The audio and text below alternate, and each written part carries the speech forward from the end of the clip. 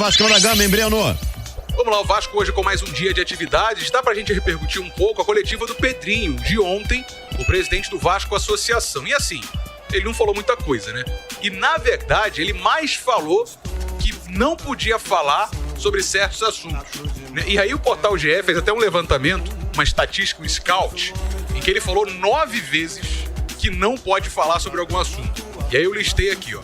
Por exemplo, se o contrato está sendo cumprido entre Vasco e a 777, ele também falou que não sabia se podia falar sobre contratações, sobre a reforma do CT, ele também não podia falar, sobre o lucro do Vasco Clube e do Vasco, da Vasco SAF, né, do clube da SAF, também sobre uma reunião que vai acontecer entre ele e a 777, e ainda brincou no final. O Pedrinho ainda perguntou se alguém queria fazer alguma pergunta a qual ele não pudesse responder. Então, assim, a coletiva gerou vários memes na internet, porque todo mundo queria saber mais sobre essa relação do clube com os investidores. Até que ponto o Pedrinho tem poder, etc, né? E evitando até o tal disse-me-disse, porque a gente apura uma coisa e colegas apuram outra. Então, assim, fica um jogo de lá pra cá, né? Enfim, o tal do disse-me-disse. Bom, curiosidade, no relatório dos 60 dias de gestão do Pedrinho, 2 coisas me chamaram a atenção sobre a sede do calabouço. As sedes são responsabilidade do clube. Por exemplo, está escrito lá no relatório do Pedrinho que o relatório da Light de energia era de o relógio da Light, né? No relatório estava escrito que o relógio da Light era de 1967. E aí no relatório diz que foi solicitada a troca porque o relógio estava enferrujado e travado, né? Então, assim, um problema já de estrutura. E sobre a água, olha o que estava escrito, abre aspas, foi constatado o uso irregular de água na sede via bypass clandestino, o que foi corrigido imediatamente. Fecha aspas. Né? Bypass clandestino foi boa, né? O famoso gato. Né? Tinha uma ligação irregular de água na sede do calabouço, isso está no relatório do Pedrinho. Enfim, um ponto importante é sobre a reforma de São Januário, que deve começar até dezembro. Essa é a expectativa inicial. A gente tinha aquela expectativa de março, mas como teve e está tendo todo aquele imbróglio do tal do potencial construtivo entre o Vasco e a Câmara, a nova expectativa é dezembro. O Daniel Fernandes, o Gabriel Farias, o Daniel Fernandes me dizendo o seguinte: o Pedrinho lembrou minha infância, quando eu jogava game com meu primo, ele tirava meu controle do plug. Assim, eu entendo a entrevista do Pedrinho, querer esclarecer as coisas, mas o Pedrinho já sabia que seria assim, né, Azevedo? Quando ele assumiu a presidência do Vasco, ele pode tentar estabelecer um diálogo. Eu até falei aqui, eu acho que se a 777 tivesse interesse, seria legal ter o Pedrinho um pouco mais ativo, porque o Pedrinho, ele é uma boa ponte entre a torcida e entre a empresa. O Pedrinho tem esse diálogo, tem uma boa imagem junto ao torcedor. E vamos combinar? Entre os próprios jogadores, cara. Sim, e o Pedrinho é um cara esclarecido, não é um cara que caiu no futebol de paraquedas, é um cara que procurou se aperfeiçoar no entendimento do jogo fora de campo. Eu acho que seria uma boa peça pra você fazer o dia a dia girar de maneira mais interessante. O que a gente vê é o Pedrinho dizendo que ele nem tem acesso ao CT. Quer dizer, ele pode acessar o CT, mas que ele não se sente à vontade, porque ele não percebe a abertura. Então, assim, não acho tão inteligente por parte da 777, mas também não dá pra criticar e dizer que é uma atitude errada, porque a 777 chegou com uma mala de dinheiro e comprou 70% do controle do futebol. E o Vasco, que estava na penúria, passando necessidade, teve que aceitar a proposta. Então, assim, o acordo tá aí, o contrato está assinado, para mudar vai ser complicado. Agora, eu ainda torço para em algum momento acontecer algum tipo de conexão entre as partes. Só que essa postura do Pedrinho de convocar uma coletiva pode não pegar bem lá na empresa, na 777. Vamos lembrar do Alexandre Matos? Sim. Falando em coletiva, eu não tenho a liberdade, a 777 não gostou e terminou como terminou. Não sei se a empresa norte-americana vai dar essa abertura ao Pedrinho, mas o ideal seria que acontecesse essa aproximação. Né? Se você é acionista majoritário, é claro que você dá as cartas, determina, né? E na coletiva de ontem, o próprio Pedrinho revelou que sobre a negociação de jogar no Maracanã, ele não teve ingerência nenhuma. A 777 tomou a frente das negociações. O Carlão, a verdade é uma só. É lamentável. O Vasco foi vendido. Tem um dono que visa exclusivamente o bolso. Não tem essa de paixão pelo clube. É com muita tristeza que falo isso. É uma triste realidade. Mas essa vai ser a realidade das SAFs, né? O problema é que o Vasco estava numa situação tão complicada que teve que acelerar o processo e acabou vendendo a maior parte do controle e acontece isso que o Carlão tá falando. Eu acho que pode acontecer um futuro até promissor, né? Até que os resultados não são tão interessantes. Eu acho que a tendência é melhorar. Mas é isso, gente. A relação ela vai ser estritamente profissional.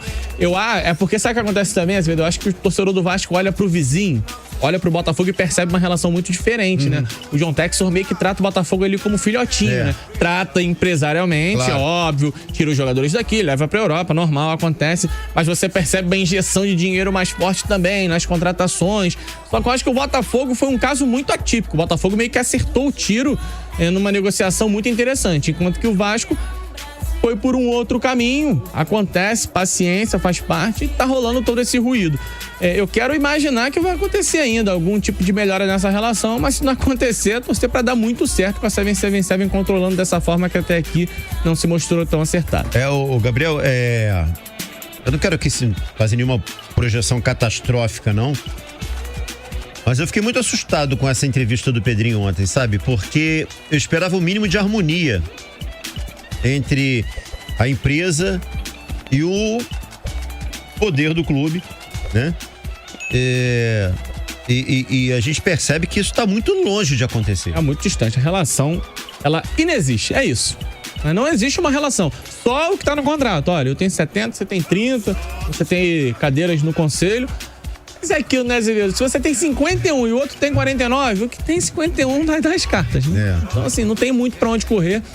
Foi a situação em que o Vasco, em que o Botafogo, em que o Cruzeiro, esses clubes se meteram. Ficaram numa situação tão complicada que tiveram que se vender pra primeira SAF que aparecesse. Ao contrário de outros clubes, como Flamengo, Palmeiras, Atlético Mineiro, Fluminense. Atlético até já foi também, não estão gostando muito, mas Flamengo, Palmeiras, São Paulo, mais estruturados, até o Fluminense, que conseguem sobreviver um pouco mais de tempo ou que estão caminhando muito bem, obrigado.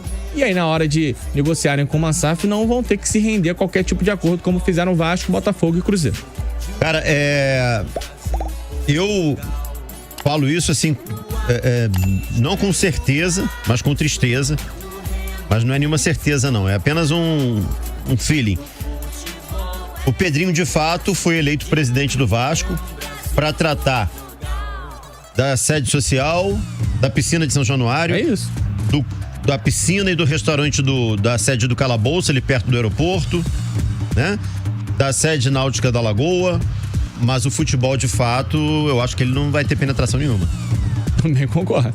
Já aconteceu, inclusive, conversa do Rossi com a comissão técnica do Ramon Dias e com a diretoria da Vasco SAF, para que ele consiga a liberação para fechar com o Santos. E aí, com base naquilo que eu tinha falado anteriormente, e também com novidades no dia de hoje trazidas pelo nosso colega Lucas Pedroso. O Rossi pediu a liberação, portanto, para negociar com outra equipe. O Goiás também tinha interesse, eu falei disso ontem, mas o Santos hoje, voltando a ter interesse, é a equipe com mais força nessa negociação. A comissão técnica do Ramon Dias, inclusive, contava com o Rossi para o ano de 2024, mas é um desejo dele de deixar o Vasco, ir para outra equipe e o Santos surgindo como essa oportunidade. O Rossi, que tem 30 anos, faz 31 em abril e desde que ele voltou no meio do ano passado, foram 18 jogos pelo Vasco, com 1 gol e 5 assistências. Antes, ele tinha passado pelo Vasco em 2019, com 41 jogos, 4 gols e 5 assistências, os números da outra passagem do Rossi pelo Vasco. Ele que várias vezes em entrevistas falou que é um torcedor em campo, vibra, enfim, mas acabou perdendo espaço. Na verdade, ele não conseguiu, né, brigar por um espaço nessa equipe titular.